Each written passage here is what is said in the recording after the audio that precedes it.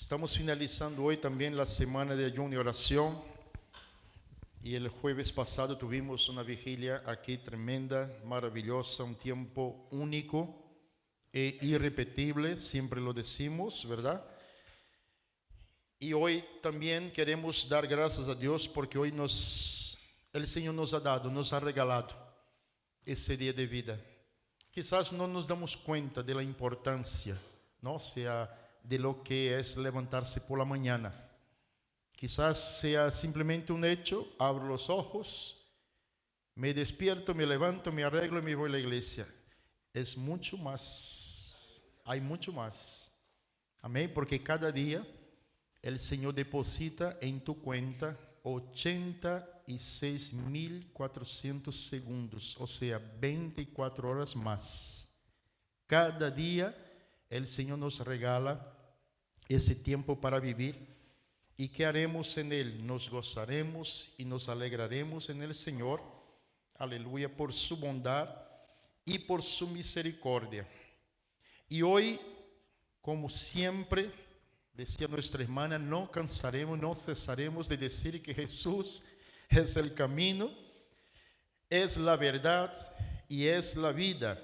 Y el capítulo 1 de Juan, los versículos del 1 al 18, con una maestría, con una unción, con una revelación, este evangelista nos da la clave para entender en apenas 18 versículos. El evangelista Juan nos da esta clave para entender primeramente quién es Jesús, qué es Jesús, ¿vale? Pero él no se queda hasta aquí, sino también él da un paso más. ¿Y para qué Jesús? Amén. O sea, porque podemos mirar un producto, ¿verdad? Podemos saber qué producto es. Sabemos para qué, pero fue fabricado. Pero también es bueno entender para qué sirve, ¿verdad? Y en el final de esta predicación, de esta reflexión de la palabra de Dios, nosotros tenemos que saber responder estas tres preguntas sobre y acerca de Jesús. ¿Quién es Jesús? ¿Qué es Jesús? ¿Y para qué? Amén. ¿Para qué? Y si podemos responder, contestar estas tres preguntas, significa que le conocemos no solo superficialmente, sino que desde lo más profundo de nuestro corazón. Porque si solo hablamos del Jesús histórico, ¿verdad? El hombre Jesús que caminó sobre la tierra, es fácil entender, ¿no? O sea, es sencillo de entender. Mira, he escuchado, he hablado, la televisión habla, o sea, nos dan información sobre un hombre llamado Jesús, que caminó, que tuvo su trayectoria terrenal, que hizo y se dijo muchas cosas de él, y etcétera, y etcétera. Es sencillo, de una cierta forma es sencillo de hablar de un personaje público y famoso, ¿sí o no? Pero luego también, si nos sentamos a hablar de este Jesús espiritual, cuando los evangelistas, los demás hermanos apóstoles hablaron de él por medio de los testimonios personales de esos escritores bíblicos, también vamos a encontrar, ¿no?, historias fantásticas, milagros sobrenaturales, o sea, obras que humanamente sería imposible que una persona natural lo hiciera. Pero si llegamos hasta ahí, está bien. Pero eso sería nadar pero muy encima de lo superficial, de la superficie. Pero también, si hablamos, si nos preguntamos el porqué de todo esto, el para qué de todo esto, entonces nos encontraremos con una realidad abrumadora.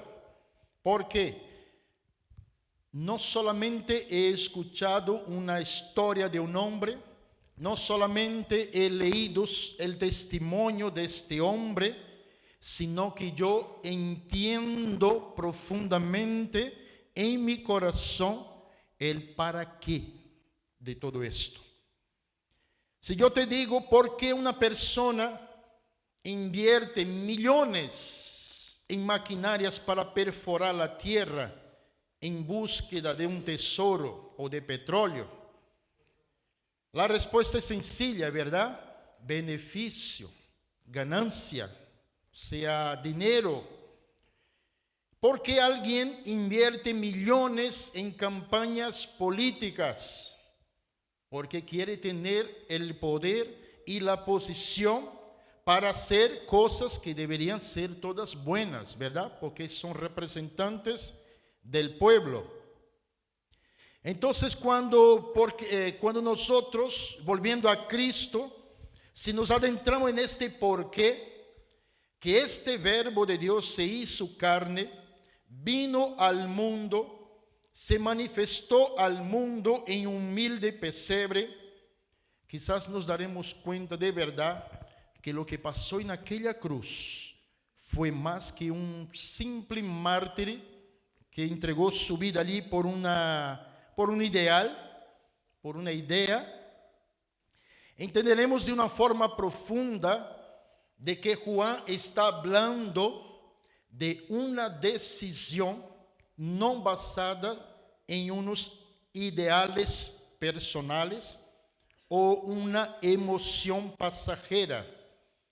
El evangelista Juan está declarando que Jesús, el Dios Todopoderoso, vino al mundo después de haber tomado una decisión. Y esta decisión fue tomada por amor. Y hoy tú y yo seremos llevados de la mano del Espíritu Santo hacia esta verdad que quedará demostrada por medio de la palabra de Dios. Y luego quizás tú me preguntes, ¿pero por qué por medio de la palabra de Dios? No basta solamente mirar la tele y escuchar lo que dice la gente. Bueno, en primer lugar, la respuesta es simple y triple. En Hebreos capítulo 4, versículo 12 dice, el por qué.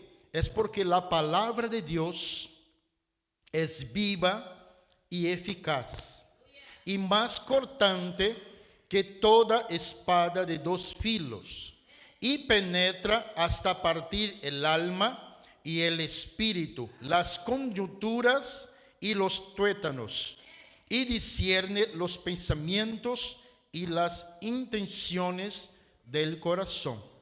Es por eso que utilizamos la palabra de Dios como nuestra regla de fe y práctica. Y Jesús también habla en Juan 5:39, dice, escudriñad las escrituras, porque a vosotros os parece que en ellas tenéis la vida eterna, y ellas son las que dan testimonio de mí.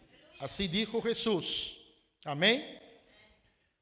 Y además, el otro motivo por qué utilizamos este libro, la palabra que es la palabra de Dios, como nuestra guía, como nuestra brújula en esta mañana, y siempre así será, porque también Juan en el mismo capítulo 1, versículo 1 dice, en el principio era el verbo, y el verbo era con Dios, y el verbo era Dios. En otras palabras, estamos aquí delante del mismísimo Dios, aleluya, que es la palabra de Dios reflejando su amor y su misericordia. Es por eso que nosotros utilizamos esto.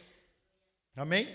Porque aquí no nos deja ir a la derecha ni a la izquierda, ni pensamientos vanos, vagos, sino que penetra hasta partir el alma, se va a lo más profundo del ser humano, nos deja al descubierto, aleluya, y es cuando empieza la verdadera obra dentro del corazón del hombre y de la mujer. Amén.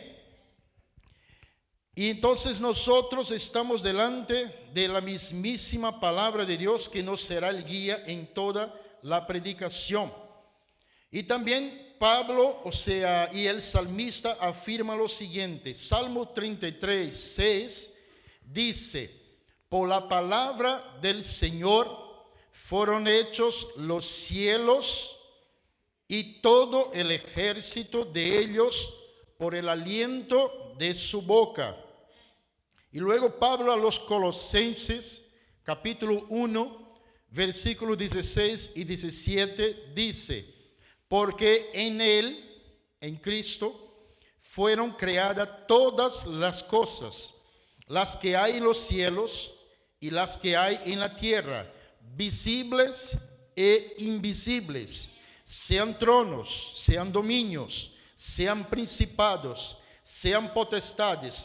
Todo fue creado por medio de Él y para Él. Y Él es antes de todas las cosas, y además todas las cosas en Él subsisten, se mantienen. Amén. ¿A dónde iremos buscar más cosas? ¿A dónde iremos encontraremos más consejo, más seguridad, más vida que en la palabra de Dios? No hay, no existe. Aleluya. Así que les invito que vamos a la lectura de hoy, el capítulo 1 de Juan, versículos del 1 al 18. Vamos a leer juntos en el nombre de Jesús. Amén. Así dice la palabra de Dios, así está escrito: en el principio era el Verbo, y el Verbo era con Dios, y el Verbo era Dios. Este era en el principio con Dios. Todas las cosas por Él fueron hechas, y sin Él nada de lo que ha sido hecho fue hecho. En Él estaba la vida, y la vida era la luz de los hombres. La luz en las tinieblas resplandece, y las tinieblas no prevalecieron contra ella. Hubo un hombre enviado de Dios, el cual se llamaba Juan. Este vino por testimonio, para que diese testimonio de la luz, a fin de que todos creyesen por él.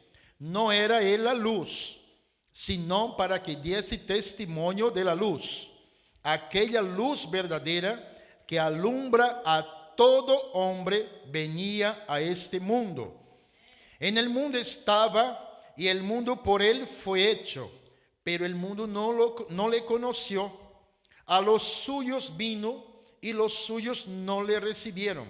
Mas a todos los que le recibieron, a los que creen en su nombre, les dio potestad de ser hechos hijos de Dios, los cuales no son engendrados de sangre, ni de voluntad de carne, ni de voluntad de varón, sino de Dios. Y aquel Verbo fue hecho carne y habitó entre nosotros, y vimos su gloria, gloria como del unigénito del Padre, lleno de gracia y de verdad.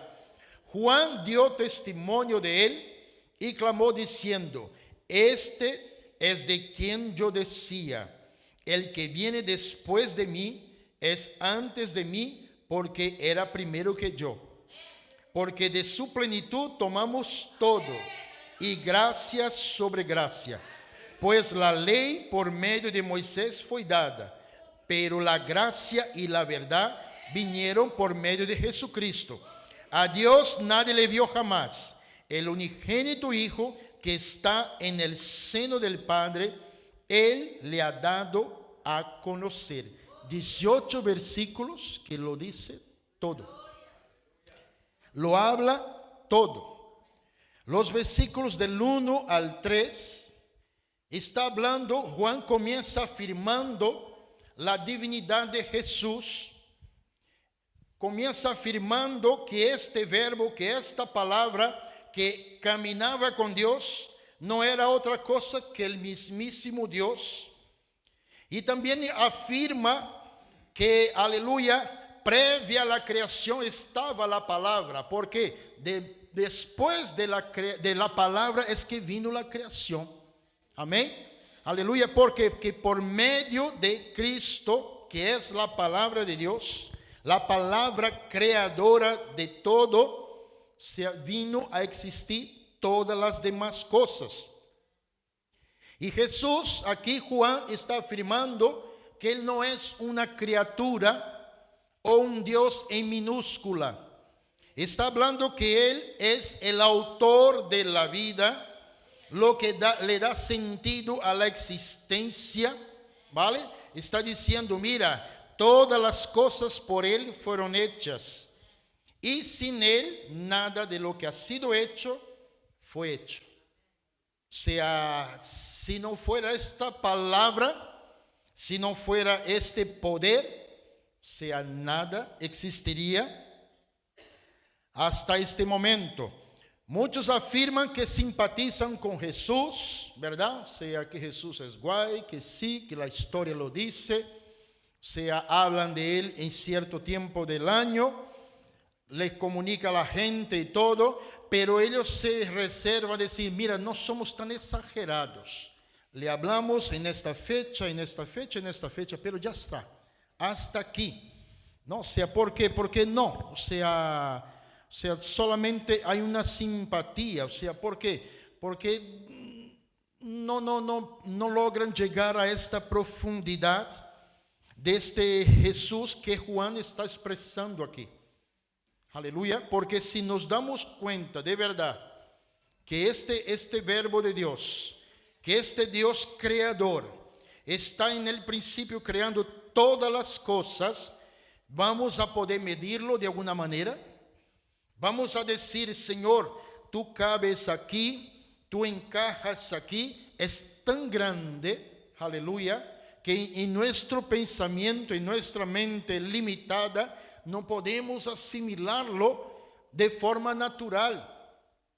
No podemos medirlo como se mide un espacio físico. No podemos colocarlo a la altura de la creación. Por más grande que sea el sol, por más grande que sea la luna, por más grande hasta el mismísimo universo, pero aún así el hombre puede medirlo, ¿verdad? En años, en metros, en todo. Pero cuando hablamos de Cristo, que es la palabra de Dios, se nos escapa. Aleluya, no podemos medirlo ni raciocinar de manera, aleluya, humana. ¿Por qué? Porque ya no es solo el Jesús histórico, el Jesús que tú y yo conocemos que ha hecho milagros, sino este para qué. ¿No? Es lo que nos cautiva, lo que nos llama la atención y de verdad, o sea, nos lleva a reflexionar este para qué, este por qué de todas las cosas. Como dijo también el salmista, ¿no? O sea, mira esta palabra que creó todas las cosas, este creador que estaba allí en todo momento. Entonces vemos este Jesús creador, y como creador de todo, Él es antes de todo, de materia, de espacio y de tiempo. Amén. Claro, pero ¿por qué hablar de esto? Porque si podemos medir a Jesús por el espacio, o como materia, o por el tiempo, entonces ya no es Dios. Estamos hablando de un ser limitado. Pero nuestro Jesús no está limitado ni a la materia, ni al espacio, y ni al tiempo, porque fue Él que creó estas cosas. Amén. Y para que me entendas bien, sea un ordenador, por más perfecto que sea, el creador, el inventor, sea de este ordenador, Él no está dentro del ordenador diciendo lo que, o sea, Él está fuera, ¿vale? Él no está limitado a lo que está dentro del ordenador, porque es su creación. De la misma manera, de una forma muchísimo más grande, nuestro Señor y Salvador Jesucristo no está limitado a estas cosas, porque Juan está aclarando primeramente, mira, Él es Dios. Él es la palabra de Dios que se encarnó. O O sea, comienza así, el versículo 1. O sea, mira, vamos a empezar esto bien, para no dar lugar a ninguna duda. ¿Es la palabra de Dios? Sí. ¿Es el creador de todas las cosas? Sí. Pero es Dios. Amén. Para los que estaban leyendo este primer versículo, en aquel momento Juan no fue y no andó por las ramas. Aleluya. Entonces, como creador divino, como Dios en persona, como un ser divino, entonces, por supuesto, cuando este grupo de alabanza sube aquí a adorarle a Él, a glorificar su santo nombre, no está haciendo nada equivocado. Es porque está siendo, aleluya, adorado, porque Él se merece toda la gloria, toda la honra y toda adoración, porque es Dios. Amén. Y si vamos a mirar los ejemplos bíblicos, ¿no?, de las personas que se acercaron a Jesús, unas cuantas, la primera o sea, acción de esta persona era postrarse, ¿no? O sea, ante Jesús, como aquel leproso que se acercó a Jesús. Él no se puso de pie diciendo como nosotros, ¿no? O sea, miramos al médico, mira, siento un dolor aquí y a ver qué haces, ¿no?, para ayudarme. O sea, dice la palabra de Dios que este leproso se acercó a Jesús, pero su acción primera fue postrarse. Una acción sencilla, pero para los que entienden la tradición, lo que significa eso, un verdadero judío no se postra delante de otra cosa que no sea Dios. Amén. Entonces lo que estaba diciendo aquel leproso dice, mira, yo sé que tú eres digno de esa reverencia. Aleluya. Por eso estoy postrado ante tus pies. Aleluya. Entonces, si damos un salto al libro de Génesis también, veremos allí la confirmación de lo que dice el apóstol Juan también. Aleluya. Vemos el Padre proyectando la creación. Vemos la palabra de Dios, ¿no? O sea, cuando Dios dijo, haya luz, haya esto, haya lo otro. Aleluya. Vemos la palabra de Dios siendo utilizada para la creación. Y como no, vemos al Espíritu Santo soplando vida en todo lo creado. Amén. A una acción conjunta, una operación en conjunta, no por separado, sino que vemos el Padre, vemos el Hijo y vemos el Espíritu Santo trabajando en un amor comunitario, un amor en unidad, aleluya, para la creación de todas las cosas. Y te invito a que leas Génesis, los primeros 11 capítulos principalmente, aleluya, y vamos a entender lo que quería decir Juan en tan solo 18 versículos. Había un anhelo en su corazón. Después que nos adentramos en el Evangelio de Juan, veremos las entrevistas, ¿no? O sea, como predicaba el pastor Adonías la semana pasada. Veremos milagros, veremos cosas extraordinarias, pero lo primero. Juan quería decir, mira, no es un simple profeta, no. No es una persona que tiene poderes extraordinarios. No es una persona que está dispuesta a sanar, a liberar. No, Él es Dios. Vamos a empezar hablando, la conversación empezará así. Él es Dios. Aleluya. Y no hay otra cosa mayor que esta. Ahora sí, vamos a hablar por qué y para qué que este Dios grande, poderoso, divino, glorioso, ¿qué hacía caminando en la tierra? ¿No estaba bien allá? ¿No? No estaba, o sea, rodeado, o sea, por sus ángeles, arcángeles, serafines, querubines, que dicen de día y de noche, santo, santo, santo, santo, santo. No, pero un momento, estoy aburrido, voy a la tierra a caminar por allí. ¿Es así? A partir del versículo 4, después de Juan haber explicado el poder, la gloria, la divinidad de Jesús, Él comienza a explicar por medio de la inspiración divina algo que es inexplicable humanamente hablando. Amén, porque como dice 1 Corintios capítulo 1, 18, que es muy conocido, dice así: porque la palabra de la cruz es locura para los que se pierden, pero a los que se salvan, esto es, a nosotros, es poder de Dios. No se puede explicar a Cristo con un libro de una biblioteca. No se puede explicar a Cristo por una imagen en la televisión. No se puede explicar a Cristo con un simple libro histórico. Aquí Juan está diciendo, tiene que venir desde lo alto. Aleluya. Tiene que este poder, aleluya, descender de lo alto para comprender más que la historicidad, o sea, la divinidad, o sea, los milagros, el porqué de todo esto, lo profundo de todo esto.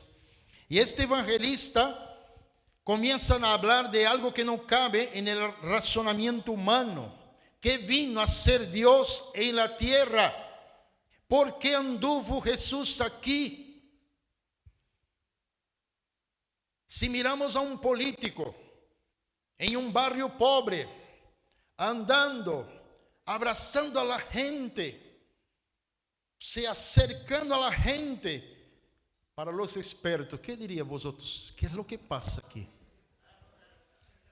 Hace 4 años que no te veo, ¿verdad? Y ahora estás caminando en los vallados, abrazando a la gente y eso y lo otro y no sé cuánto. ¿Qué haces tú aquí? ¿Estará perdido por allí? ¿Verdad que no? Él tiene un propósito. Él quiere ganar algo. Quiere, o sea, llevar ventaja en algo, ¿sí o no? ¿Vale? ¿Y por qué Jesús anduvo aquí en la tierra? Y Juan nos lleva a entender a partir de ahora que hay algo por detrás de esta venida. Hay algún propósito seguro, porque el Señor no dejó su trono de gloria, no dejó la adoración celestial que recibe de día y de noche, para venir a un mundo pecaminoso, a un mundo conturbado, a un mundo, como dice la palabra de Dios en Romanos 3, 23, que dice, por cuanto todos pecaron y están destituidos de la gloria de Dios, que viene a ser este ser celestial, que viene a ser este Cristo, que viene a ser un Dios, aleluya, a caminar en un mundo perdido. En medio de la gente tiene que haber alguna motivación, porque no es normal. El político besándote, abrazándote. O sea, ¿qué pasa aquí? Y luego enchufa la tele, está en campaña política, claro. O sea, llegó el momento de los besos, abrazos, las fotos, y luego después, hasta los 4 años siguientes, o sea, ni te conoce, ¿sí o no? ¿Verdad? ¿Y qué es lo que motiva a esta clase de personas? Estoy hablando de los malos, ¿vale? ¿Qué motiva a esta gente a hacer estas acciones? Por detrás solo quieren tu voto y ya está, y nada más. Pero a ver, pero Jesús lo tenía todo.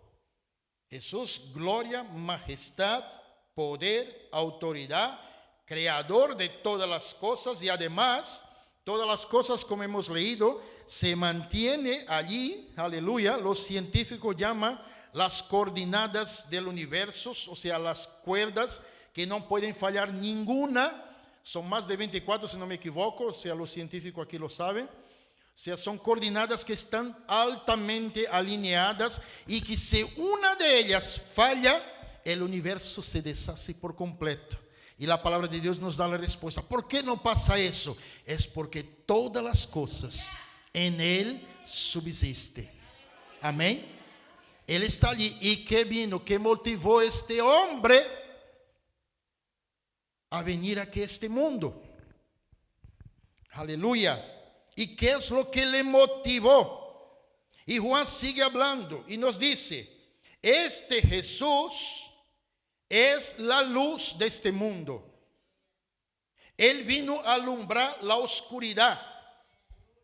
Él vino a hacer lo que era imposible para nosotros. Vino a hacer algo posible. Vino a alumbrar la oscuridad de nuestros corazones. Y luego el versículo 12 dice también, para que todo aquel que reciba y cree en su nombre, de ser hechos hijos de Dios. Ojo. Aleluya. Viene este mundo lleno de tinieblas, alumbra este mundo. Luego dice que si alguien cree en su nombre, Él les dará potestad de ser hecho hijo de Dios. Sí, pero un momento, ¿qué pasa aquí? Eso parece una campaña política, ¿no? ¿Qué hay detrás de esto? ¿Qué motivación hay de todo eso? Aleluya. Sí, amado oyente, Cristo vino a devolvernos la comunión con el Padre. Vino a romper el ciclo, aleluya, que ya venía montado sobre nosotros. Y lo podemos confirmar con esto, que es la palabra de Dios, a los Colosenses, capítulo 1, versículos 20 al 22, que dice, y por medio de él reconciliar consigo, ¿qué? Todas las cosas, así las que están en la tierra, como las que están en los cielos, haciendo la paz mediante la sangre de su cruz. Y a vosotros también que erais en otro tiempo extraños y enemigos en vuestra mente, haciendo malas obras, ahora os ha reconciliado en su cuerpo de carne por medio de la muerte, para presentaros santos y sin manchas e irreprensibles delante de Dios. La gran noticia es, Dios mismo vino a este mundo para salvarnos y a reconciliarnos otra vez con Él. Y viene la pregunta otra vez, ¿pero por qué? ¿Qué es lo que le motivó? ¿Qué motor es este?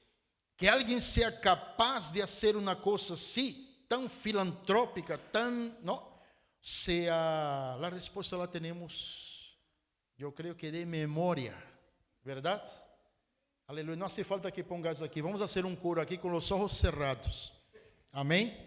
Juan capítulo 3, versículo 16 dice, porque de tal manera amó Dios al mundo, que ha dado su Hijo unigénito, para que todo aquel que en Él cree no se pierda, mas tenga vida eterna. Amén. Aleluya. Aleluya. Y Colosenses capítulo 2, versículo 13 al 15, también añade algo más. Dice, y a vosotros, estando muertos en pecados y en la incircuncisión de vuestra carne, os dio vida juntamente con Él, perdonándoos todos los pecados. Y ahora versículo 14 dice, anulando el acta de los decretos que había contra nosotros, que nos era contraria, quitándola del medio y clavándola en la cruz, y despojando a los principados y a las potestades, los exhibió públicamente, triunfando sobre ellos, en la cruz. Lo que Cristo ha hecho en el Hades no fue una visita sorpresa y ni cordial. Él vino, la autoridad es mía y tú tienes que darme la llave. Aleluya. Ahora en el cielo hay otro decreto, que todo aquel que reciba a Jesús como su Salvador, este papel, este decreto que nos es contrario por causa del pecado, es roto. Amén.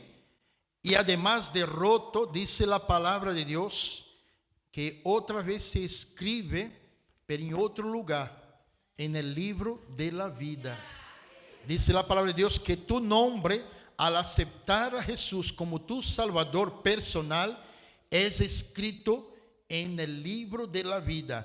Antes, en un documento, en una sentencia de muerte segura, esta sentencia es rota, es borrada, y luego se abre un nuevo libro, que es el libro de la vida. Y allí, cuando uno pasa aquí adelante a aceptar a Jesús, cuando uno acepta al Señor en una campaña evangelística, cuando uno acepta a Jesús en su casa, aleluya, el cielo se para, las oficinas se para y empieza a escuchar qué nombre tiene fulano de tal, ahora es salvo. Aleluya.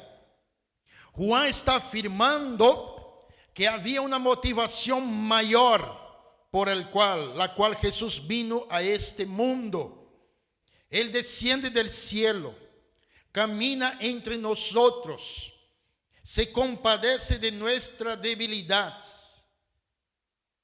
y es movido a amarnos aún sin merecerlo. Este Dios se vuelve cercano para nunca más dejarnos solos.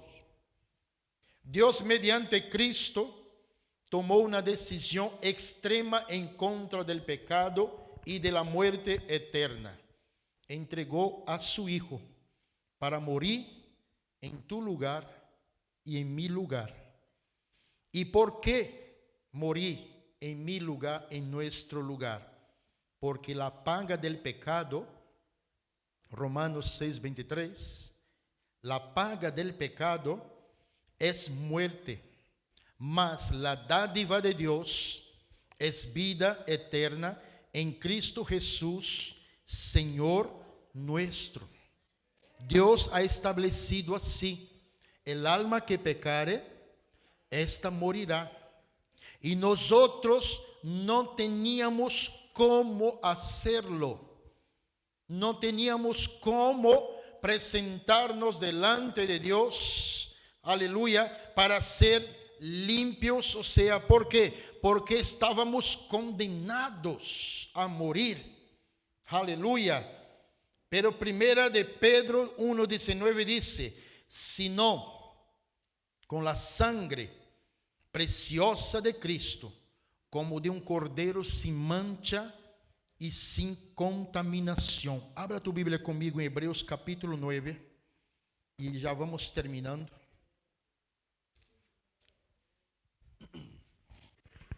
Hebreos capítulo 9, versículos del 15 en adelante, dice así: así que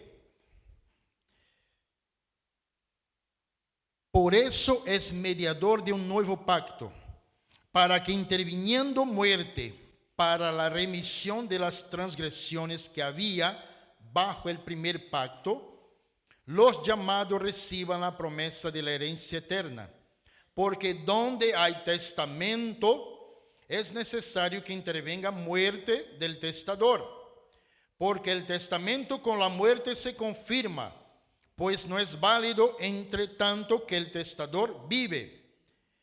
De donde ni aun el primer pacto fue instituido sin sangre, porque habiendo anunciado Moisés todos los mandamientos de la ley, y a todo el pueblo, tomó la sangre de los becerros y de los machos cabríos con agua, lana, escarlata e hisopo, y roció el mismo libro y también a todo el pueblo, diciendo: esta es la sangre del pacto de Dios que Dios os ha mandado. Y además de esto, roció también con la sangre el tabernáculo y todos los vasos del ministerio. Y casi todo es purificado, según la ley, con sangre. Y sin derramamiento de sangre no hay perdón, no se hace remisión. Fue pues necesario que las figuras de las cosas celestiales fuesen purificadas así, pero las cosas celestiales mismas con mejores sacrificios que estos, porque no entró Cristo en el santuario hecho de mano, figura del verdadero, sino en el cielo mismo, para presentarse ahora por nosotros ante Dios, y no para ofrecerse muchas veces, como entra el sumo sacerdote en el lugar santísimo cada año con sangre ajena. De otra manera le hubiera sido necesario padecer muchas veces desde el principio del mundo. Pero ahora, en la consumación de los siglos, se presentó una vez para siempre por el sacrificio de sí mismo, para quitar de en medio el pecado, y de la manera que está establecido para los hombres que mueran una sola vez, y después de esto el juicio, así también Cristo fue ofrecido una sola vez para llevar los pecados de muchos, y aparecerá por segunda vez sin relación con el pecado, para salvar a los que le esperan. Aleluya.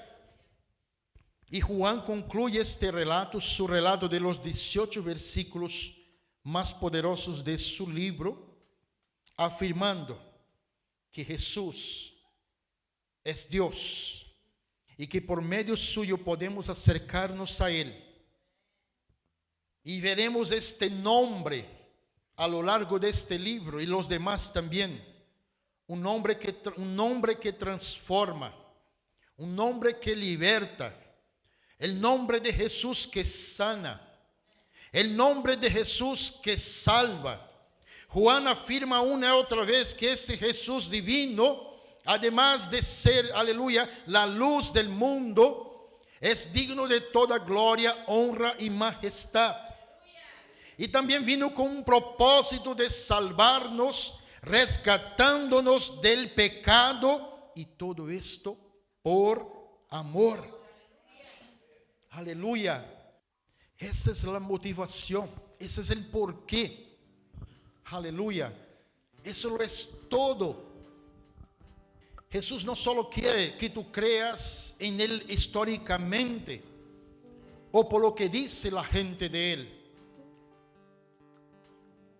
Jesús quiere, como es la palabra de Dios y es viva y es eficaz, Él quiere que lo conozca desde dentro de tu corazón.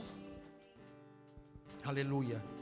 Porque decía nuestra hermana antes, una vez que conoce Él desde dentro, te sale por los poros, ¿verdad?